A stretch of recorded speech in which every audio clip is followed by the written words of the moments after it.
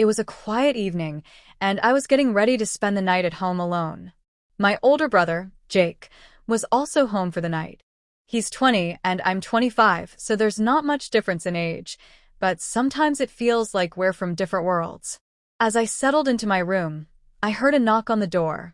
I thought maybe he just wanted to say goodnight or talk about something. To my surprise, Jake opened the door and said quietly, "Can I sleep here with you tonight?" I blinked, confused and a little shocked. "No, Jake, are you crazy? You're 20 and I'm 25. How can you even think of sleeping in the same bed with me?" He smiled softly and shrugged. "I just don't want to be alone tonight."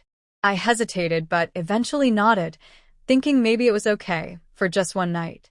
He came in and sat on the bed beside me. Soon he lay down and I felt his presence close by, almost comforting. But as the night went on, things started to feel strange. Jake kept moving closer from behind, wrapping his arms around me. It was awkward. Sometimes he'd playfully tease me. Other times he'd be serious and romantic in his own way. I didn't know what to think. I told myself it was just a one-time thing. Maybe he was feeling lonely, or maybe he just wanted someone to be there. But deep inside, I knew this night would stay with me forever. The night stretched on, and I couldn't shake the strange feeling that had settled in. Jake's arms around me were both comforting and confusing. I wanted to pull away, but something held me back. Maybe it was the loneliness, or maybe it was just the bond we shared as siblings. At one point, I whispered, "Jake, you're making me uncomfortable." He tightened his hold gently and said, "I'm sorry. I just don't want to be alone. Please don't push me away." His voice was soft, almost pleading. I looked at him, the young man who'd been my protector all my life, now vulnerable in a way I hadn't seen before. I realized that beneath his teasing, he was scared too. We lay there quietly for a while, the silence between us filled with unspoken feelings. I wondered how things had gotten so complicated, how a simple night had turned into something I wasn't prepared for. Eventually, Jake shifted and said, "Thank you for letting me stay. I promise I won't cross any lines." I nodded, relieved. "Just promise me this won't happen again." He smiled faintly. "I promise." As sleep finally claimed us both, I felt a strange mixture of relief and uncertainty. That night would remain a secret between us, a night when vulnerability and trust blurred the lines, reminding me that sometimes family means more than just blood.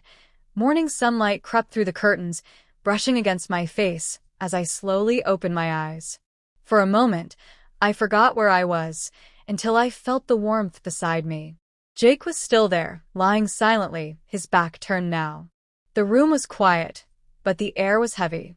Last night kept replaying in my mind, the closeness, the confusion, the way his arms had found their way around me. It wasn't wrong in the way the world defines wrong, but it wasn't normal either. I quietly got up, trying not to wake him. As I stood by the window, sipping water, I heard him shift. "You're up?" he asked, still facing away. "Yeah," I replied softly. "Jake, we need to talk." He finally sat up and looked at me. His eyes looked tired, and not just from sleep. "I know. I don't know what came over me last night. I've never felt that way before." I turned to face him fully. "Jake, you're my brother. We grew up together. We share memories, laughter, but last night, it felt like something changed." "I didn't mean to make you feel unsafe," he said quickly. "It wasn't about anything physical, I swear. I just felt close to you, like I needed someone who truly knows me, and you've always been that person." His honesty struck something in me. I had always been his anchor, just as he had been mine. Maybe last night was a moment of emotional overflow, two people, vulnerable, lost in the silence of a night. "But Jake," I said, my voice steady now, "there has to be a line. Even when life is confusing, even when we feel alone." He nodded. "You're right. And I'm sorry. I'll never put you in that position again."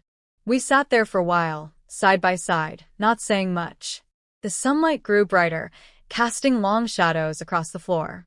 In that light, the darkness of last night slowly faded.